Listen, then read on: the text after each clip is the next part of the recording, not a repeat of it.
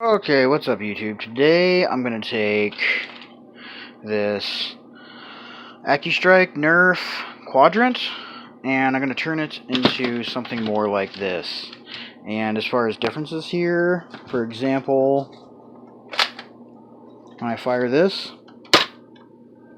you hear that air restrictor and utter lack of spring power.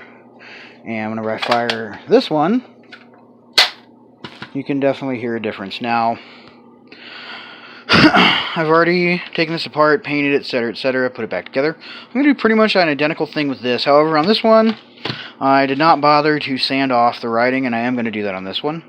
But some of the internal modifications I did were pretty simple. I just greased everything up. And the O-ring in this was pretty loose, and the plunger fit into the tube's kind of sloppy. So I do improve that. I don't add any aftermarket springs or do anything like that. Everything on this is going to be done with what I have here. Okay, as far as this goes, as far as hardware. And I do increase spring compression, so it does make it a little bit harder. I do remove the air restrictor, but I don't remove the dart pegs. That's something you could do yourself if you want to. It's just the way they were set up in here, I didn't want to mess with it. I was afraid I might mess up the actual piece itself. And looking at this one I think is pretty interesting and cool. You see that little white piece up in there? It's kind of sticking out. That slides back whenever you pull on the priming lever here, and that's what causes the barrel to rotate. So it's pretty cool because the cylinder rotates on the prime. I don't know why I think that's so cool, but I really do think that's cool. Alright, so let's go ahead and get into this. First thing I'm going to do is take out all the screws and pull the shell off. Alright, now that I have all of the screws loosened up, I've taken them all out, and I put them in a little tin so I don't lose them. I don't want to lose screws or anything else. I have spares, but still don't want to. So next thing I'm excuse me. Next thing I'm going to do is remove the top shell piece, and this is the guts. If you've never taken stuff like this apart, or you think you're maybe going to have some trouble remembering, definitely take a photo of this, okay? Because if you forget the way it's supposed to go, you are going to have a bad time. Next, I have this little cardboard thing here from one of my strifes. And as I take out the guts, I'm going to place it in there in pretty much its respective spots. Trigger release, or catch release mechanism, plunger tube, all that stuff. Okay. This is the entire plunger tube assembly, and it just kind of flops around in there. It's definitely not very tight. You can hear a little bit of compression, but not much. I am going to put one thin strip of black tape, black electrical tape, that I'm going to cut to this width underneath this O-ring. We'll get to that in a minute. Put that aside there. This piece here just has a little spring, and it slips on. Pull that off. This is what actually slides back to rotate the barrel. And then this piece itself pops out, just like that, along with the barrel itself. And I am going to leave both of these pieces here out, the plunger tube and the plunger itself, which this also, remember, has a spring on the back side here. Don't forget that, don't lose it. I'm going to leave these out, because I'm going to, like I say, increase the compression. I'm going to remove this here, okay? This is the air restrictor. That's what slows down your Nerf gun. Okay, all these other parts I am going to set aside. I do not paint a lot of the parts of the blaster orange, or I mean black. I leave them orange. I don't paint them any color. This part here on the front is going to remain orange. It's not getting painted. So all these different little pieces are going to go off to the side here so I do not lose them. Okay. Next what I'm going to start doing is popping some of the stuff I don't want to paint off of here. And first thing is going to be this little gray piece here. It's only held in by two little tabs here. You don't need to boil water or do anything crazy to get these out. You just need to push them down enough, and it will pop right off just like that. Set that aside as well because I'm not painting it. And then make sure there's no little pieces in here. Okay. Same thing with this one. Push down on your tabs here. And should come out. It's not going to be too difficult. Oh, nope, it's not. Alright.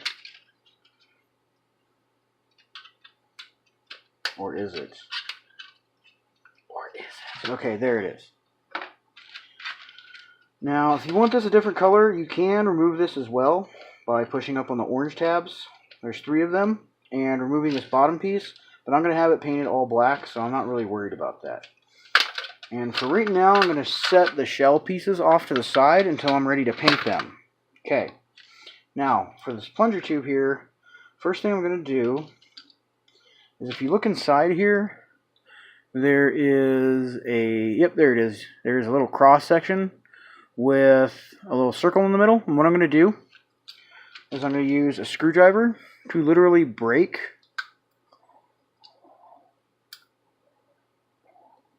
all 4 of those little cross tabs, and the air restrictor and the spring that goes with it should just fall right out.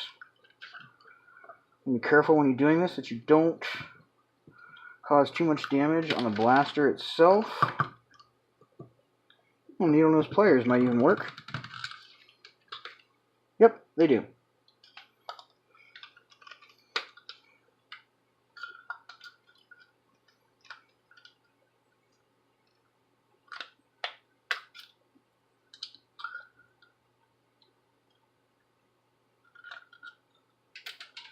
There goes that. There's a couple little pieces still stuck.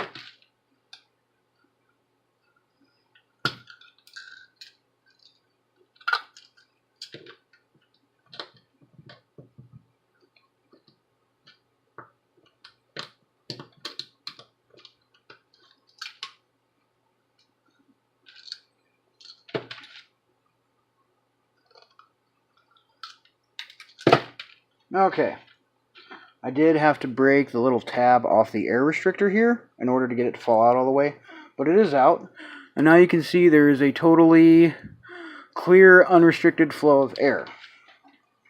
Okay, next thing I'm going to do is take a flathead screwdriver. I have a little tiny one just like my little tiny Phillips, and oops, that's not the flathead. This is the flathead, duh.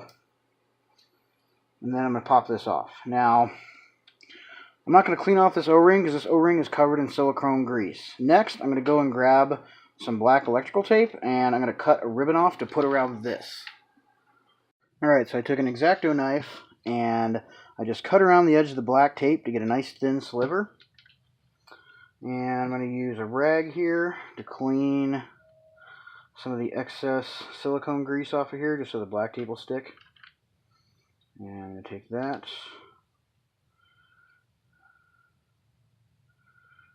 And that around here. You only really need 1 layer. 2 is kind of too much. That's not even exactly 1 layer, but just that little bit extra gives you, oh yeah, a little bit of extra pressure to push the air through there. Next, to get a little more oomph to help push the air through there, what I have is a hot glue gun. And I'm going to take my hot glue gun, I'm going to pour some hot glue down into this little space so that the spring cannot slide all the way down. It's going to stop here. And that's going to give us a little bit of extra compression. And that's something easy you can do without buying an upgraded spring or having to wait on an upgraded spring to come in through the mail, which is just by adding a little bit more compression. And you don't need any sort of special hot glue gun. Like, I literally just have a cheap dollar store glue gun. This is a high temp glue gun. The high temp sticks, I feel, are a little bit more solid whenever they cool off and produce a little bit better of holding power for something like a spring, etc., etc.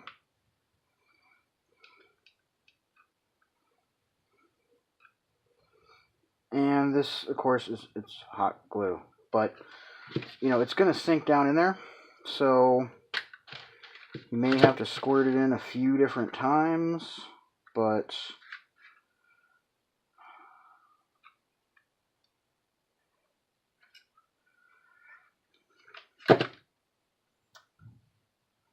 okay. I'm going to go ahead and stop the camera here because this is boring as I just sit here and hold this waiting for the glue to firm up.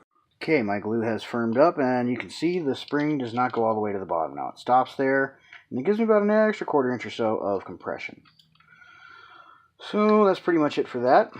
And put that back in there the way that it goes and set this off to the side because we are done with this. Okay, so that's your internal initial modification. Next thing here is on the inside here where the spring catches, just to help give it a little bit of cushion, more so than for compression, I'm going to put a little bit of hot glue on the inside here where the spring catches. Like I say, just so that we'll have a little bit of cushioning. Let that sit and dry. Go over on this other side as well. Put some on there. Okay.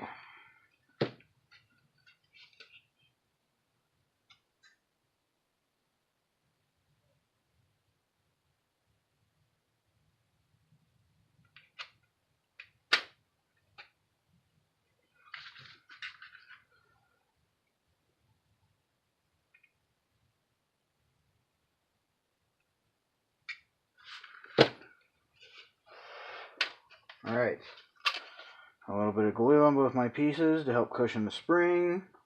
And because without the air constrictor, it really does slam, and I've literally blown the internals apart. And who knows, I may blow the internals apart on this one too. Okay, so that's pretty much it for that. I can go ahead and unplug my glue gun. We're done with that. Set that off to the side because next thing I'm going to be doing is sanding. And I'm not going to remove the Nerf logo. If you want to remove the Nerf logo, I suggest that you use a very coarse grit sandpaper. I am going to be removing the writing.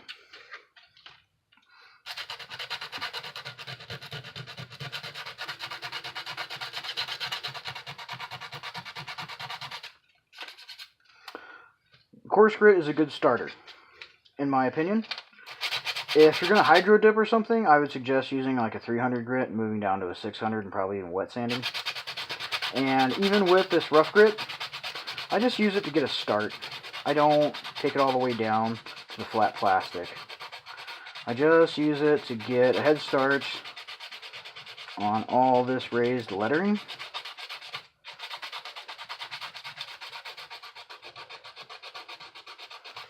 Especially in the areas where there's like the triangles and the large letters. For some reason, I really have a problem getting those off. There's also some more annoying writing down here. I'll go ahead and scratch that off too. And as you'll notice, there's a texture all around this here. And if you look at the other side over here, there's no recess. It's all just kind of textured. So since I want this to look kind of roughed up and match in with the texture, I'm actually not going to use a 320 grit on this particular space. Of course, as far as sanding and all that goes, that it really is your choice. Okay, that's really up to you. But since I want this to blend in as much as I can with the texturing, I'm going to go back and forth and up and down. And I'm going to do some diagonal too.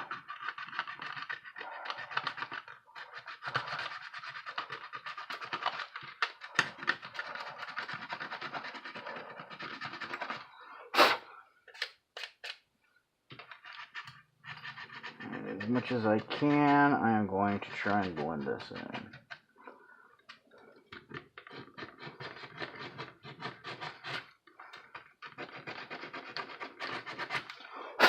Okay, so that's all taken off there.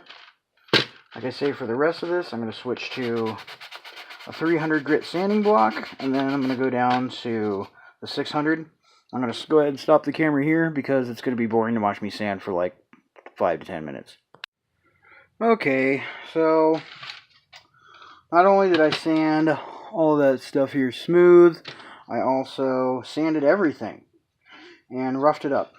I mean, not really roughed it up because I'm sanding it with pretty fine grit sandpaper, but it helps the... Oops, I even missed a spot here. Bad me. There's just so many nooks and crannies on this. But that's also why I was so excited for this, because I mean, it's not really that great. Like, it has 4 shots. And as far as mod possibilities, I mean, if you mod stuff, and you kind of have, like, infinite possibilities depending upon your skill level, ambition, how much money you're willing to spend, etc. But I think the shell for this just looks so cool. Like, I could just not put it back in and put some little barrel thing in it and turn this into some sort of cosplay gun, and that's cool too. But next what I'm going to do is get a damp cloth and wipe this off. But first, I'm going to use an air compressor here.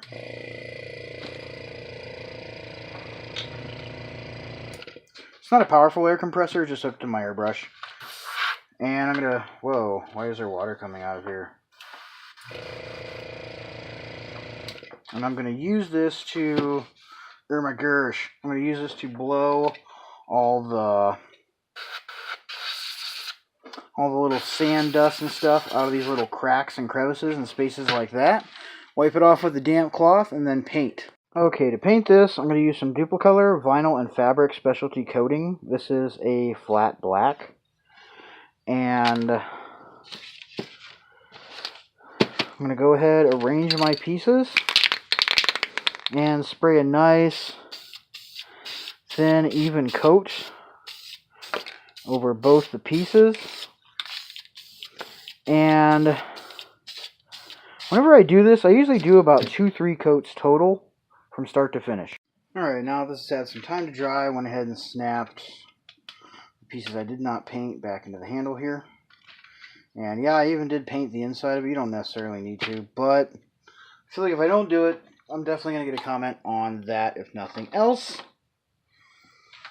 Okay, now it's time to reassemble this. Have this here.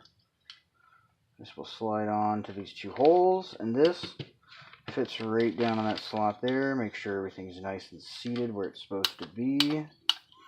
Okay. Next, I'm going to take this spring here, put it over the loop where it goes. This fits down into this little channel here, and that's what causes that to rotate.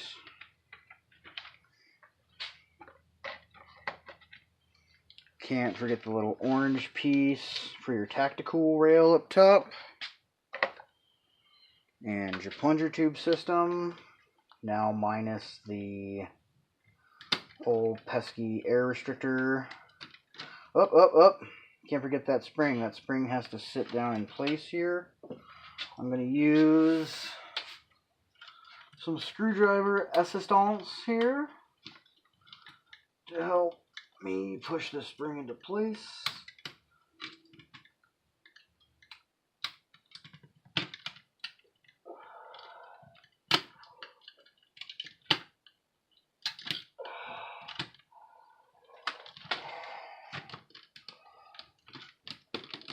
Slide my newly compressed spring into place there.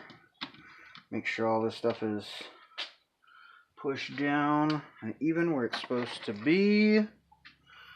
Put in the catch mechanism like that. Finally, trigger piece. This one's a little pesky. Kind of have to push it in place a little more whenever we put it all back together. Alright. That is everything. Okay.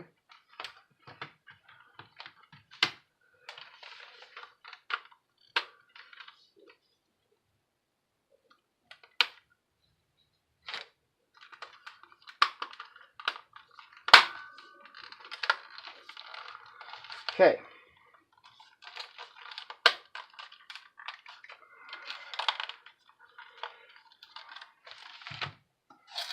I'm going to take a couple screws real quick, and throw in here just to make sure that everything is going to be held together. And then I will do a test to make sure that everything is working.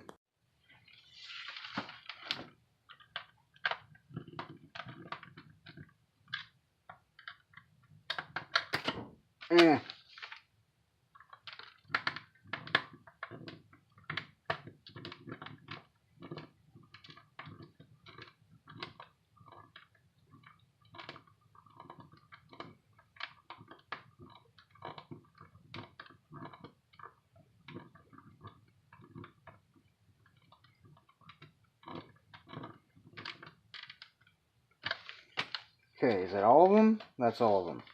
Moment of truth. Let's see if this still works. Oh, yeah. Oh, yeah. It's definitely much harder to pull back and is much more satisfying. I just love that sound, too.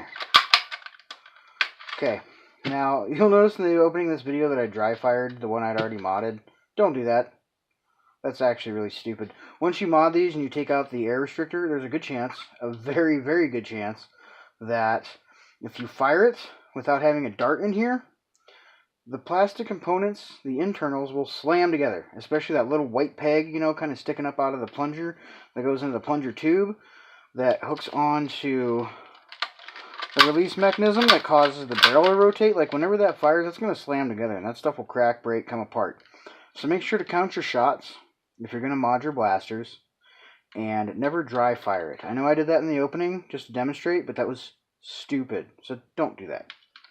Just trust me and just don't do that. Okay, so a few things to mention about this. If you haven't taken your own apart, or if you don't own one, you'll notice the trigger isn't the smoothest, greatest trigger ever. And the reason for that is it doesn't have like an actual return spring or even like a little peg on it for a spring.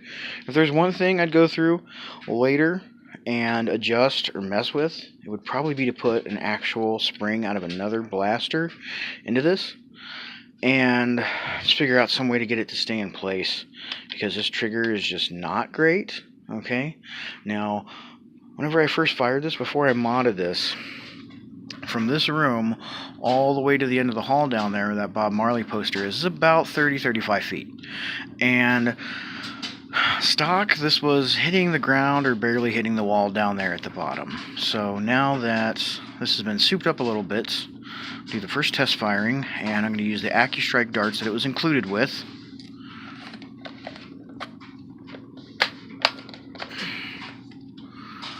Okay, see, flat shot number 1. Well, that hit the wall.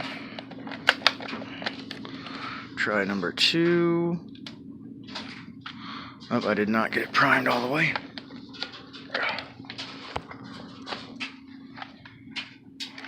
Okay. Also hit the wall. Now these AccuStrike darts, I feel like you get a little bit less power and performance out of it. Nope, I didn't get it all the way again. It's really hard for me to get this primed with one hand while trying to hold a camera. Or almost impossible. I didn't think this part through, apparently. But yeah, those are all hitting the Bob Marley painting at about 30 feet. And that's without like considerable up angle or anything. So yeah, I think this was pretty successful. I am quite happy with how this turned out. And hopefully you guys enjoyed the video.